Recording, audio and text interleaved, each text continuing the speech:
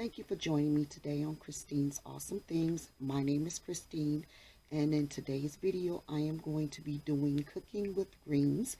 It was a request from a subscriber who saw my video on harvesting collard greens, and she asked me to do a step-by-step video on how to cook collard greens. I want to say thank you to everybody who's been supporting me and watching my videos. And if it's your first time watching my video, please, if you can, give me a thumbs up and subscribe to my channel and watch my other videos. They're very informative and helpful. If you're into trying new things or need some ideas, if you have any suggestions or want to make a comment, just write it in the comment section below, and I do read the comments and any suggestions that you might have. I would definitely do it if I'm able to. So without further ado, here's cooking with greens.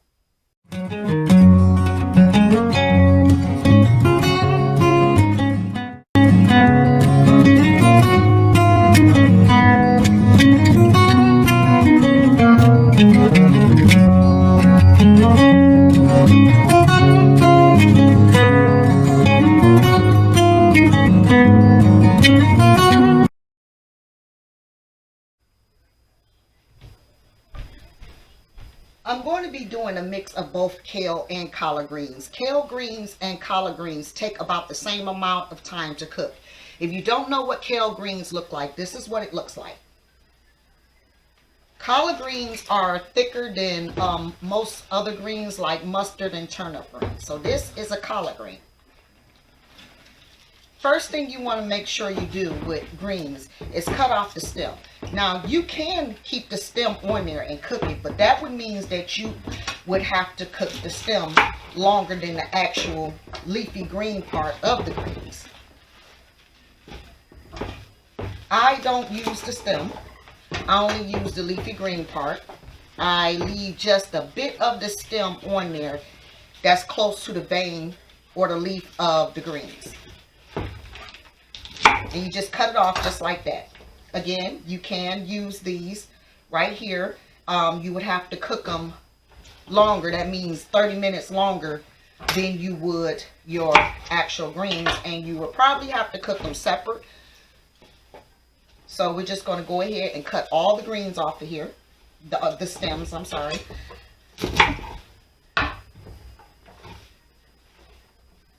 And I'm doing these with both my kale and my collard greens. Now, the ones that are thin like this, you don't have to really worry about. I still kind of break a little bit of it off. And these stems can be put in your compost. If you compost your fruits and vegetables like I do, I compost for my garden. All right, so now all the stems are off. Next, this is what you want to do. You want to stack your greens. If you have big ones like this one, you can put that one on the bottom. And just sort of stack them like this.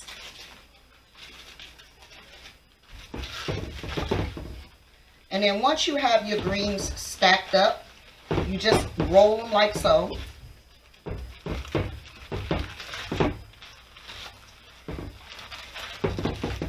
And then you start at the bottom and you just cut across.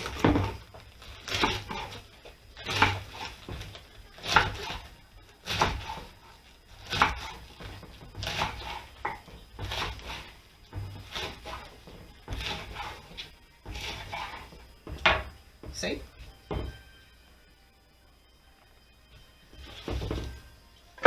And once you've done all of these, they're ready to be washed. Now with kale, it's a little different. You don't have to roll kale. You can simply stack them side by side and just cut them across.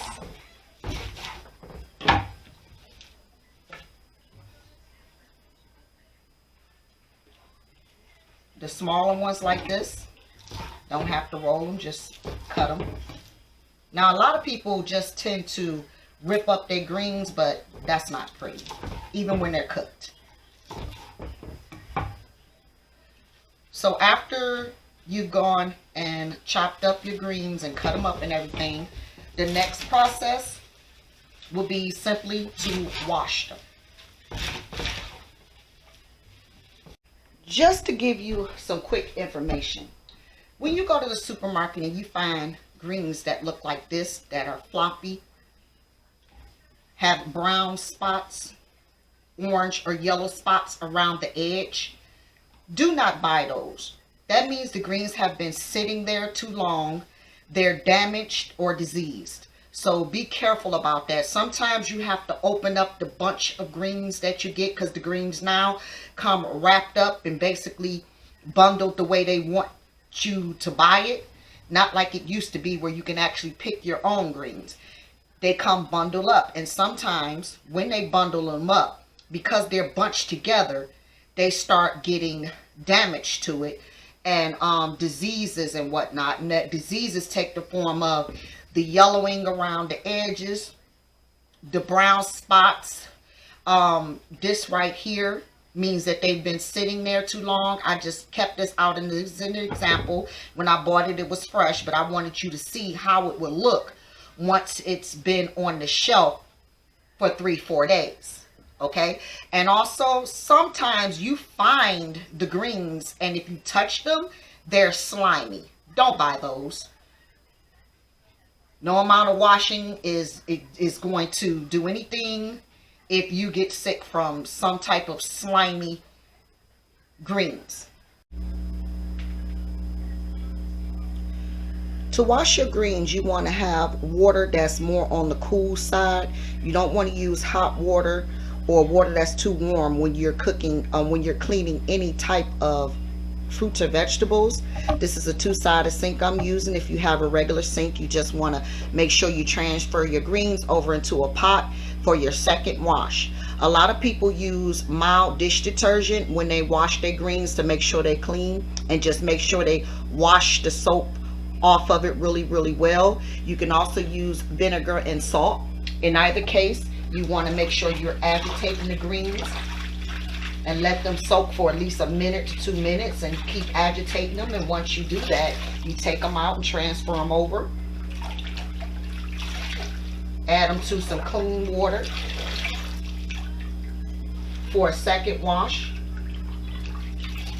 depending on how dirty your greens are.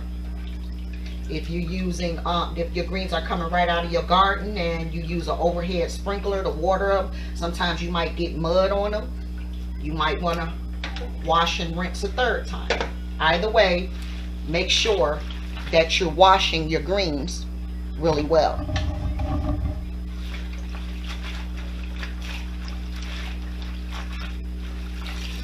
Once you've rinsed them off well, you want to take them out of your water. Let them drain off a little bit, or you can add them directly to your pot.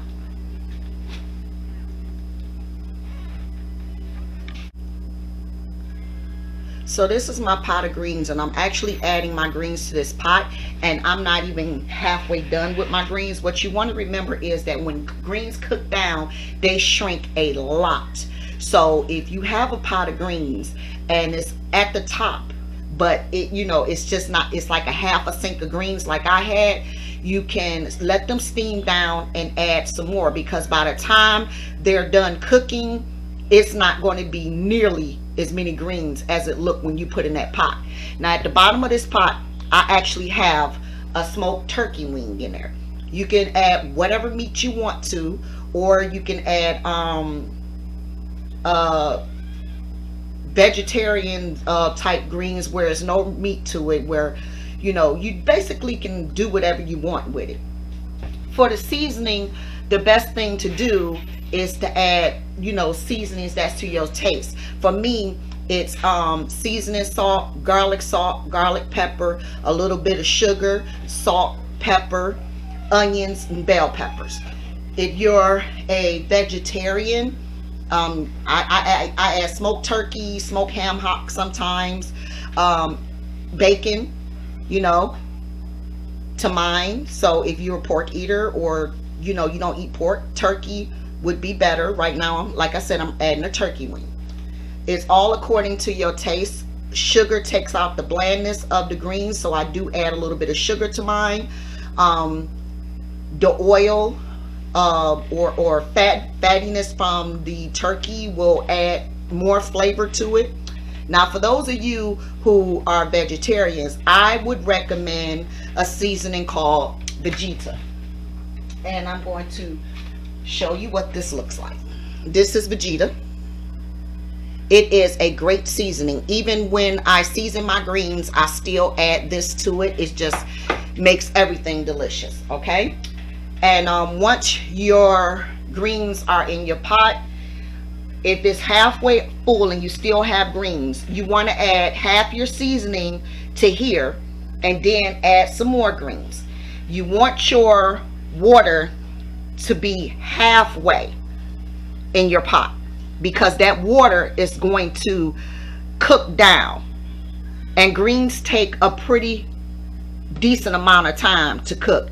So in a pot like this, or whatever size pot you're using, if you have a lot of greens in there, make sure your water fills that pot halfway.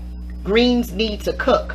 Collard greens need to cook for at least an hour and a half to 2 hours. Keep that in mind.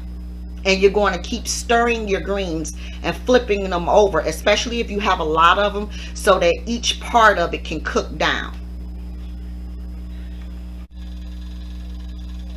Okay, so here's my pot of greens, right? I filled the greens up halfway, filled it up halfway with water. My turkey wing is in there. At the halfway point of my greens, I put in some onions, a whole onion, a whole bell pepper, about 4 tablespoons of seasoning salt, garlic powder, onion powder, salt, about a tablespoon of salt, some pepper, just shook the pepper in there, and I put in a little bit of my Vegeta mix and some sugar, about 4 tablespoons of sugar. You don't need a Vegeta mix, but yeah, about 4 tablespoons of sugar. The sugar takes off the bitterness of greens. And then, as you can see, I piled them greens back up there. So yeah, after I add my seasoning and onions and bell peppers or whatever in the middle part, I filled it up some more and put the lid on there. And then I still have some greens over here that's going to go in this pot, and I'm going to show you that these greens will actually cook down, and you're going to see for yourself. Another thing, if you don't want to add all the seasoning, or if you don't have it, they have what's called green seasoning, and it's a seasoning especially for greens. Yep, here it is. Here you go. It's called greens seasoning. You can also buy that. And this green seasoning is basically it's onion powder, onion salt, paprika, turmeric spice, and some other spices in there. Sesame seed, garlic powder. I don't put sesame seed in my stuff. Oh yeah, and another thing I put in there is about a tablespoon of crushed red pepper. All right.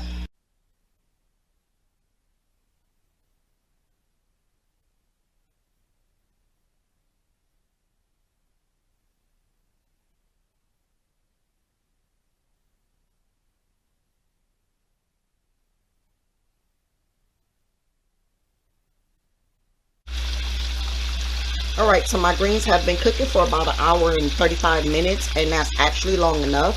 So I can just cut my greens off, and they'll actually continue to cook in this really hot water.